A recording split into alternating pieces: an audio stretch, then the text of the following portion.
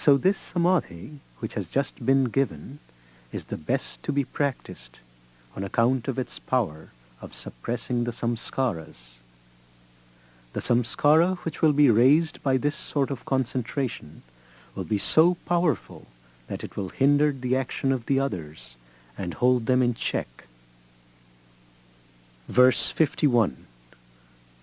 By the restraint of even this impression, which obstructs all other impressions, all being restrained, comes the seedless samadhi. You remember that our goal is to perceive the soul itself. We cannot perceive the soul because it has got mingled up with nature, with the mind, with the body. The ignorant man thinks his body is the soul. The learned man thinks his mind is the soul. But both of them are mistaken. What makes the soul get mingled up with all this? Different waves in the citta rise and cover the soul. We only see a little reflection of the soul through these waves. So, if the wave is one of anger, we see the soul as angry. I am angry, one says. If it is one of love, we see ourselves reflected in that wave and say we are loving. If that wave is one of weakness and the soul is reflected in it, we think we are weak. These various ideas come from these impressions, these samskaras covering the soul. The real nature of the soul is not perceived as long as there is one single wave in the lake of the citta. This real nature will never be perceived until all the waves have subsided. So, first, Patanjali teaches us the meaning of these waves. Secondly, the best way to repress them. And thirdly, how to make one wave so strong as to suppress all other waves, fire eating fire, as it were. When only one remains, it will be easy to suppress that also, and when that is gone, this samadhi or concentration is called seedless. It leaves nothing, and the soul is manifested just as it is, in its own glory. Then alone we know that the soul is not a compound. It is the only eternal simple in the universe, and as such, it cannot be born, it cannot die. It is immortal, indestructible, the ever-living essence of intelligence. Chapter 2. Concentration. Its practice. Verse 1. Mortification, study, and surrendering fruits of work to God are called Kriya Yoga. Those samadhis with which we ended our last chapter are very difficult to attain, so we must take them up slowly. The first step, the preliminary step, is called Kriya Yoga. Literally, this means work, working towards yoga. The organs are the horses, the mind is the rein, the intellect is the charioteer, the soul is the rider, and the body is the chariot. The master of the household, the king, the self of man, is sitting in this chariot. If the horses are very strong and do not obey the rein, if the charioteer, the intellect, does not know how to control the horses, then the chariot will come to grief. But if the organs, the horses, are well controlled, and if the rein, the mind, is well held in the hands of the charioteer, the intellect, the chariot reaches the goal. What is meant, therefore, by this mortification? Holding the rein firmly while guiding the body and the organs, not letting them do anything they like, but keeping them both under proper control. Study. What is meant by study in this case? No study of novels or storybooks, but study of those works which teach the liberation of the soul. Then again, this study does not mean controversial studies at all. The yogi is supposed to have finished his period of controversy. He has had enough of that and has become satisfied. He only studies to intensify his convictions. Vada and Siddhanta, these are the two sorts of scriptural knowledge. Vada, the argumentative, and Siddhanta, the decisive. When a man is entirely ignorant, he takes up the first of these, the argumentative fighting and reasoning pro and con, and when he has finished that, he takes up the Siddhanta, the decisive, arriving at a conclusion. Simply arriving at this conclusion will not do. It must be intensified. Books are infinite in number, and time is short. Therefore, the secret of knowledge is to take what is essential. Take that and try to live up to it. There is an old Indian legend that if you place a cup of milk and water before a Rajahamsa, a swan, he will take all the milk and leave the water. In that way, we should take what is of value in knowledge and leave the dross. Intellectual gymnastics are necessary at first. We must not go blindly into anything. The yogi has passed the argumentative stage and has come to a conclusion, which is, like the rocks, immovable. The only thing he now seeks to do is to intensify that conclusion. Do not argue, he says. If one forces arguments upon you, be silent. Do not answer any argument, but go away calmly, because arguments only disturb the mind. The only thing necessary is to train the intellect. What is the use of disturbing it for nothing? The intellect is but a weak instrument and can give us only knowledge limited by the senses. The yogi wants to go beyond the senses. Therefore, intellect is of no use to him. He is certain of this, and, therefore, is silent and does not argue. Every argument throws his mind out of balance, creates a disturbance in the citta, and a disturbance is a drawback. Argumentations and searchings of the reason are only by the way. There are much higher things beyond them. The whole of life is not for schoolboy fights and debating societies. Surrendering the fruits of work to God is to take to ourselves neither credit nor blame, but to give up both to the Lord and be at peace. Verse 2. It is for the practice of samadhi and minimizing the pain-bearing obstructions. Most of us make our minds like spoilt children, allowing them to do whatever they want. Therefore, it is necessary that Kriya Yoga should be constantly practiced in order to gain control of the mind and bring it into subjection. The obstructions to yoga arise from lack of control and cause us pain. They can only be removed by denying the mind and holding it in check through the means of Kriya Yoga. Verse 3. The pain-bearing obstructions are ignorance, egoism, attachment, aversion, and clinging to life. These are the 5 pains, the 5-fold tie that binds us down, of which ignorance is the cause, and the other 4 its effects. It is the only cause of all our misery. What else can make us miserable? The nature of the soul is eternal bliss. What can make it sorrowful except ignorance, hallucination, delusion?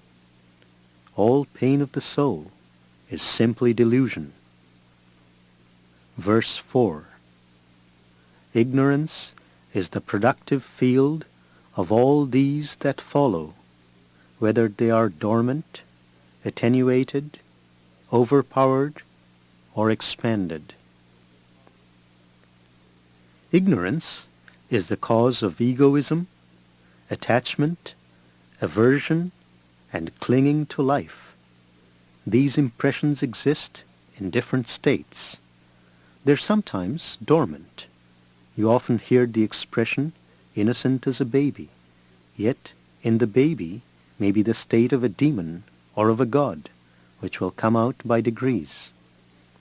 In the yogi, these impressions, the samskaras left by past actions, are attenuated, that is, exist in a very fine state, and he can control them and not allow them to become manifest. Overpowered means that sometimes one set of impressions is held down for a while by those that are stronger, but they come out when that repressing cause is removed. The last state is the expanded, when the samskaras, having helpful surroundings, attain to a great activity, either as good or evil. Verse 5. Ignorance is taking the non-eternal, the impure, the painful, and the non-self for the eternal, the pure, the happy, and the Atman or self, respectively. All the different sorts of impressions have one source, ignorance. We have first to learn what ignorance is. All of us think, I am the body, and not the self, the pure, the effulgent, the ever blissful, and that is ignorance. We think of man and see man as body. This is the great delusion. Verse 6. Egoism is the identification of the seer with the instrument of seeing. The seer is really the self, the pure one, the ever holy, the infinite, the immortal. This is the self of man. And what are the instruments? The chitta or mind stuff, the buddhi or determinative faculty, the manas or mind, and the indriyas or sense organs. These are the instruments for him to see the external world, and the identification of the self with the instruments is what is called the ignorance of egoism. We say, I am the mind, I am thought, I am angry, or I am happy. How can we be angry, and how can we hate? We should identify ourselves with the self that cannot change. If it is unchangeable, how can it be one moment happy and one moment unhappy? It is formless, infinite, omnipresent. What can change it? It is beyond all law. What can affect it? Nothing in the universe can produce an effect on it. Yet, through ignorance, we identify ourselves with the mind stuff and think we feel pleasure or pain. Verse 7. Attachment is that which dwells on pleasure. We find pleasure in certain things, and the mind, like a current, flows towards them. And this following the pleasure center, as it were, is what is called attachment. We are never attached where we do not find pleasure. We find pleasure in very queer things sometimes, but the principle remains. Wherever we find pleasure, there we are attached. Verse 8. Aversion is that which dwells on pain. That which gives us pain, we immediately seek to get away from. Verse 9. flowing through its own nature and established even in the learned, is the clinging to life. This clinging to life you see manifested in every animal. Upon it, many attempts have been made to build the theory of a future life, because men are so fond of life that they desire a future life also. Of course, it goes without saying that this argument is without much value, but the most curious part of it is that in Western countries, the idea that this clinging to life indicates a possibility of future life applies only to men, but does not include animals. In India, this clinging to life has been one of the arguments to prove past experience and existence. For instance, if it be true that all our knowledge has come from experience, then it is sure that that which we never experienced we cannot imagine or understand. As soon as chickens are hatched, they begin to pick up food. Many times it has been seen where ducks have been hatched by hens that as soon as they come out of the eggs, they flew to water, and the mother thought they would be drowned. If experience be the only source of knowledge, where did these chickens learn to pick up food, or the ducklings that the water was their natural element? If you say it is instinct, it means nothing. It is simply giving a word, but is no explanation. What is this instinct? We have many instincts in ourselves.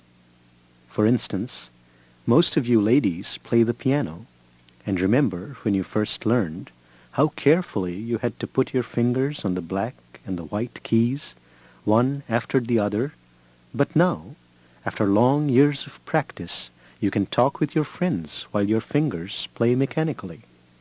It has become instinct. So with every work we do. By practice, it becomes instinct. It becomes automatic. But so far as we know, all the cases which we now regard as automatic are degenerated reason. In the language of the yogi, instinct is involved reason. Discrimination becomes involved and gets to be automatic samskaras. Therefore, it is perfectly logical to think that all we call instinct in this world is simply involved reason. As reason cannot come without experience, all instinct is, therefore, the result of past experience. Chickens feared the hawk, and ducklings loved the water. These are both the results of past experience. Then the question is whether that experience belongs to a particular soul or to the body simply, whether this experience which comes to the duck is the duck's forefather's experience or the duck's own experience. Modern scientific men hold that it belongs to the body, but the yogis hold that it is the experience of the mind, transmitted through the body. This is called the theory of reincarnation. We have seen that all our knowledge, whether we call it perception or reason or instinct, must come through that one channel called experience, and all that we now call instinct is the result of past experience degenerated into instinct, and that instinct regenerates into reason again. So on throughout the universe, and upon this has been built one of the chief arguments for reincarnation in India.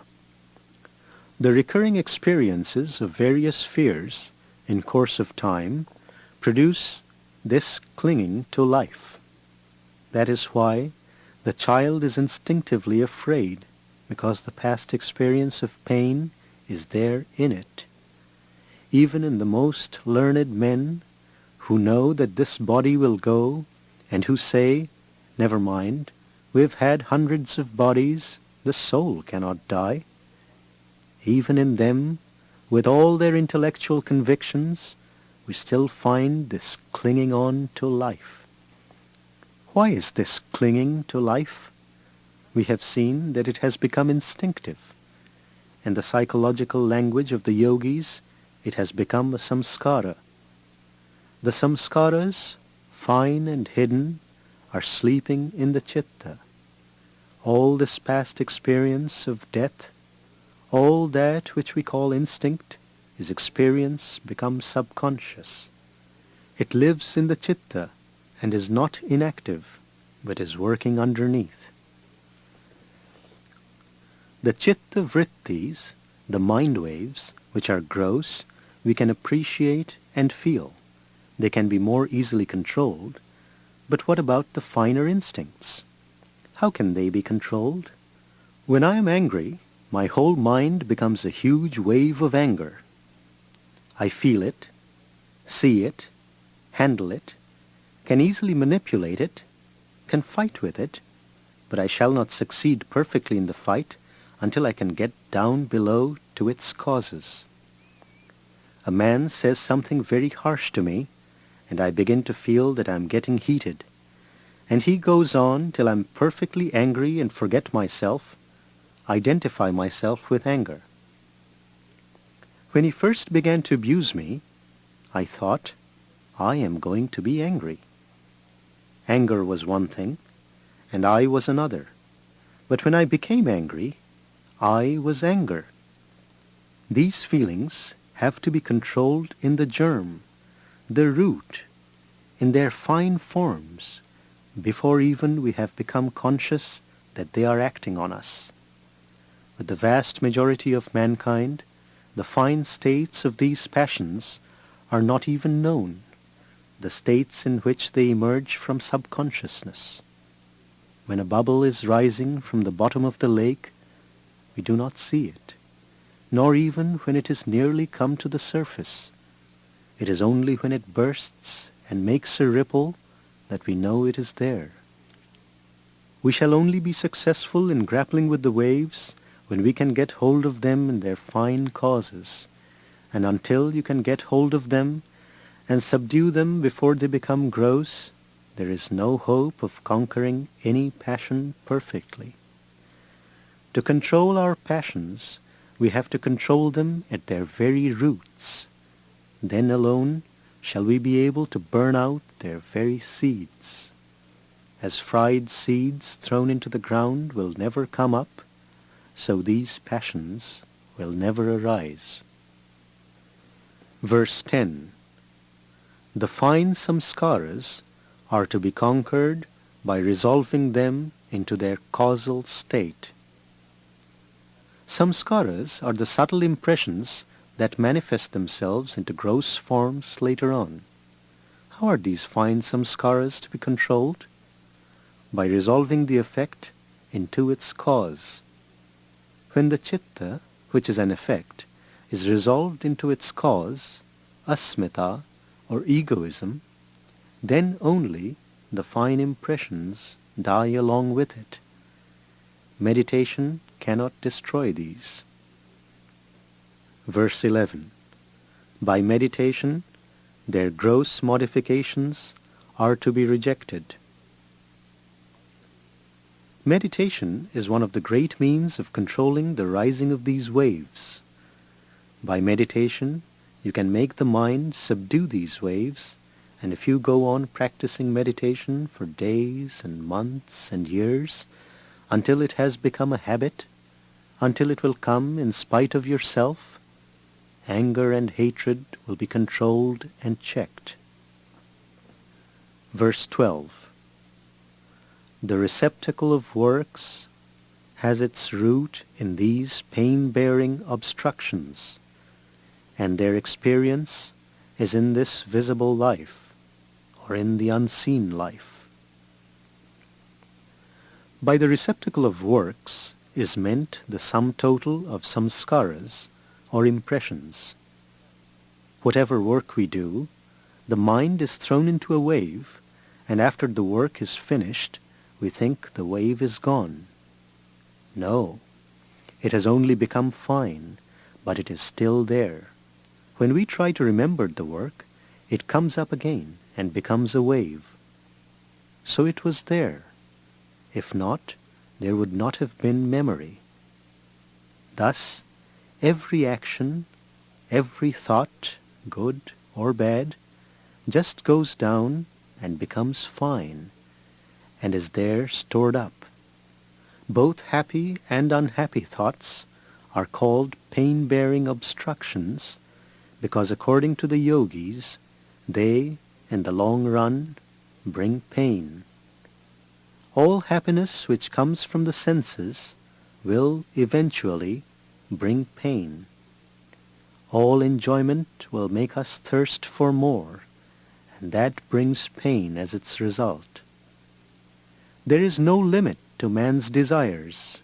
He goes on desiring, and when he comes to a point where desire cannot be fulfilled, the result is pain. Therefore, the yogis regard the sum total of the impressions, good or evil, as pain-bearing obstructions. They obstruct the way to freedom of the soul. It is the same with the samskaras, the fine roots of all our works. They are the causes which will again bring effects, either in this life or in the lives to come. In exceptional cases, when these samskaras are very strong, they bear fruit quickly. Exceptional acts of wickedness or of goodness bring their fruits even in this life. The yogis hold that men who are able to acquire a tremendous power of good samskaras do not have to die, but even in this life can change their bodies into God bodies. There are several such cases mentioned by the yogis in their books. These men change the very material of their bodies. They rearrange the molecules in such fashion that they have no more sickness, and what we call death does not come to them. Why should not this be? The physiological meaning of food is assimilation of energy from the sun. The energy has reached the plant is eaten by an animal, and the animal by man. The science of it is that we take so much energy from the sun and make it part of ourselves. That being the case, why should there be only one way of assimilating energy? The plant's way is not the same as ours. The earth's process of assimilating energy differs from our own. But all assimilate energy in some form or other. The yogis say that they are able to assimilate energy by the power of the mind alone, that they can draw in as much of it as they desire without recourse to the ordinary methods. As a spider makes its web out of its own substance and becomes bound in it and cannot go anywhere except along the lines of that web, so we have projected out of our own substance this network called the nerves, and we cannot work except through the channels of those nerves. The yogi says we need not be bound by that. Similarly, we can send electricity to any part of the world, but we have to send it by means of wires. Nature can send a vast mass of electricity without any wires at all. Why cannot we do the same? We can send mental electricity. What we call mind is very much the same as electricity. It is clear that this nerve fluid has some amount of electricity because it is polarized and it answers all electrical directions. We can only send our electricity through these nerve channels. Why not send the mental electricity without this aid? The yogis say it is perfectly possible and practicable, and that when you can do that, you will work all over the universe. You will be able to work with any body, anywhere, without the help of the nervous system. When the soul is acting through these channels, we say a man is living, and when these cease to work, a man is said to be dead. But when a man is able to act either with or without these channels, birth and death will have no meaning for him. All the bodies in the universe are made up of tanmatras. Their difference lies in the arrangement of the latter. If you are the arranger, you can arrange a body in one way or another. Who makes up this body but you? Who eats the food? If another ate the food for you, you would not live long. Who makes the blood out of food? You, certainly. Who purifies the blood and sends it through the veins? You. We are the masters of the body, and we live in it. Only we have lost the knowledge of how to rejuvenate it. We have become automatic, degenerate. We have forgotten the process of arranging its molecules. So, what we do automatically has to be done knowingly. We are the masters, and we have to regulate that arrangement. And as soon as we can do that, we shall be able to rejuvenate just as we like, and then we shall have neither birth, nor disease, nor death. Verse 13. The root being there, the fruition comes in the form of species, life, and experience of pleasure and pain. The roots, the causes, the samskaras, being there, they manifest and form the effects. The cause, dying down, becomes the effect. The effect, getting subtler, becomes the cause of the next effect. A tree bears a seed, which becomes the cause of another tree, and so on. All our works now are the effects of past samskaras. Again, these works becoming samskaras will be the causes of future actions, and thus we go on. So, this aphorism says that the cause being there, the fruit must come, in the form of species of beings. One will be a man, another an angel, another an animal, another a demon. Then there are different effects of karma in life. One man lives 50 years, another 100, another dies in 2 years and never attains maturity.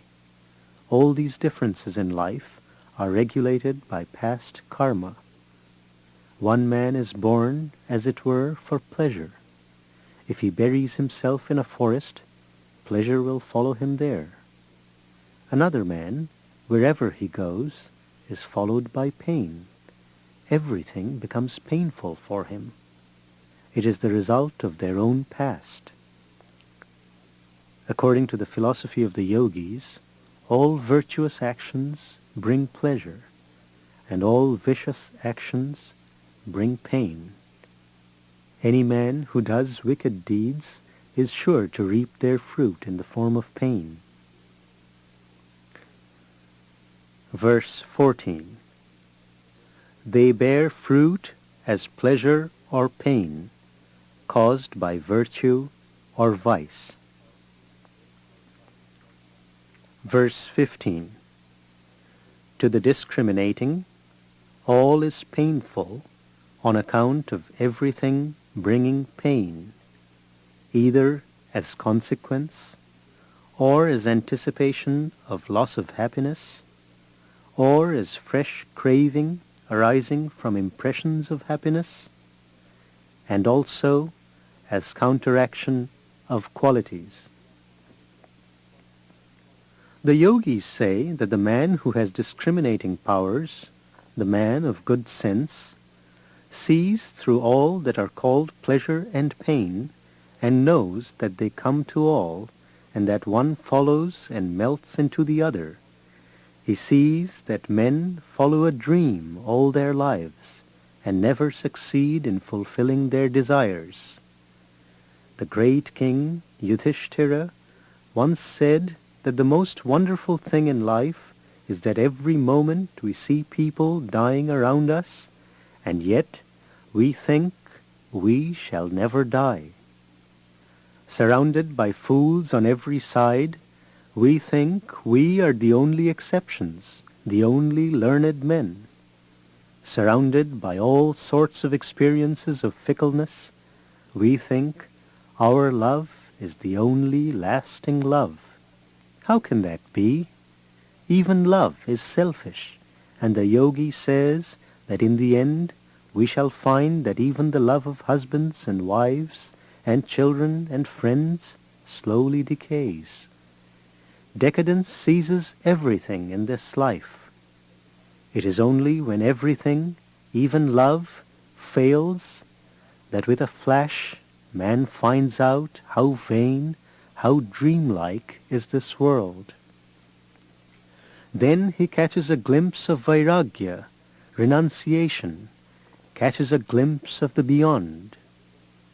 It is only by giving up this world that the other comes, never through holding on to this one. Never yet was there a great soul who had not to reject sense pleasures and enjoyments to acquire his greatness. The cause of misery is the clash between the different forces of nature, one dragging one way and another dragging another, rendering permanent happiness impossible. Verse 16. The misery which is not yet come is to be avoided. Some karma we have worked out already. Some we are working out now in the present, and some are waiting to bear fruit in the future. The first kind is past and gone. The second we will have to work out, and it is only that which is waiting to bear fruit in the future that we can conquer and control, towards which end all our forces should be directed. This is what Patanjali means when he says that samskaras are to be controlled by resolving them into their causal state in verse 10. Verse 17. The cause of that which is to be avoided is the junction of the seer and the seen. Who is the seer? The self of man, the Purusha. What is the seen? The whole of nature, beginning with the mind down to gross matter. All pleasure and pain arise from the junction between this Purusha and the mind. The Purusha, you must remember, according to this philosophy, is pure. When joined to nature, it appears to feel pleasure or pain by reflection. Verse 18. The experienced is composed of elements and organs, is of the nature of illumination, action, and inertia, and is for the purpose of experience and release of the experiencer. The experienced, that is, nature, is composed of elements and organs. The elements, gross and fine, which compose the whole of nature, and the organs of the senses, mind, etc., and is of the nature of illumination, sattva, action, or rajas, and inertia, tamas. What is the purpose of the whole of nature? That the Purusha may gain experience. The Purusha has, as it were, forgotten its mighty, godly nature. There is a story that the king of the gods, Indra, once became a pig, wallowing in mire. He had a she-pig and a lot of baby pigs, and was very happy. Then some gods saw his plight and came to him and told him, "You are the king of the gods. You have all the gods under your command. Why are you here?"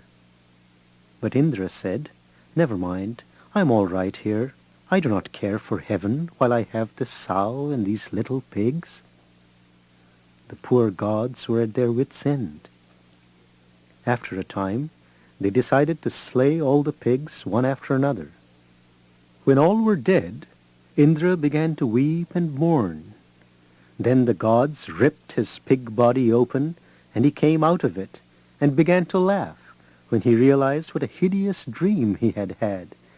He, the king of the gods, to have become a pig, and to think that that pig life was the only life. Not only so, but to have wanted the whole universe to come into the pig life. The Purusha, when it identifies itself with nature, forgets that it is pure and infinite. The Purusha does not love. It is love itself. It does not exist. It is existence itself. The soul does not know. It is knowledge itself. It is a mistake to say the soul loves, exists, or knows.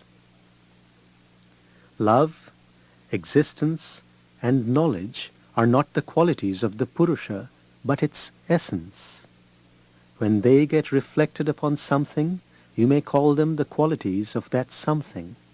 They are not the qualities, but the essence of the Purusha, the great Atman, the infinite being, without birth or death, established in its own glory. It appears to have become so degenerate that if you approach to tell it, you are not a pig, it begins to squeal and bite. Thus is it with us all in this Maya, this dream world, where it is all misery, weeping and crying, where a few golden balls are rolled and the world scrambles after them. You were never bound by laws. Nature never had a bond for you. That is what the yogi tells you. Have patience to learn it.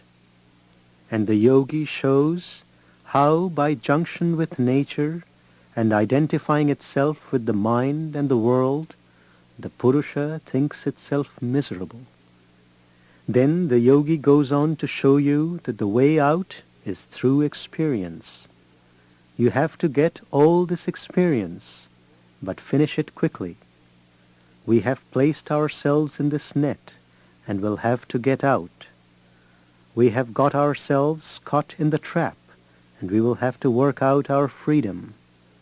So get this experience of husbands and wives and friends and little loves. You will get through them safely if you never forget what you really are. Never forget this is only a momentary state and that we have to pass through it. Experience is the one great teacher, experience of pleasure and pain. But know it is only experience. It leads step by step to that state where all things become small, and the Purusha so great that the whole universe seems as a drop in the ocean and falls off by its own nothingness. We have to go through different experiences, but let us never forget the ideal. Verse 19. The states of the qualities are the defined, the undefined, the indicated only, and the signless. The system of yoga is built entirely on the philosophy of the Samkhyas, as I told you before, and here again I shall remind you of the cosmology of the Samkhya philosophy. According to the Samkhyas, nature is both the material and the efficient cause of the universe. In nature, there are three sorts of materials: the sattva, the rajas, and the tamas. The tamas material is all that is dark, all that is ignorant and heavy. The rajas is activity. The sattva is calmness, light. Nature, before creation, is called by them avyakta, undefined or indiscrete. That is, in which there is no distinction of form or name, a state in which these three materials are held in perfect balance. Then the balance is disturbed, the three materials begin to mingle in various fashions, and the result is the universe. In every man also, these three materials exist. When the sattva material prevails, knowledge comes. When rajas, activity. And when tamas, darkness, lassitude, idleness, and ignorance.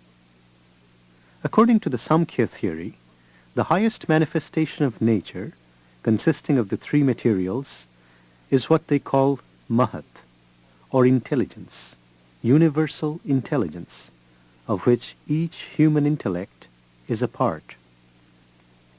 In the Samkhya psychology, there is a sharp distinction between manas, the mind function, and the function of the buddhi, or intellect. The mind function is simply to collect and carry impressions and present them to the buddhi, the individual mahat, which determines upon it. Out of mahat comes egoism, out of which again come the fine materials. The fine materials combine and become the gross materials outside, the external universe.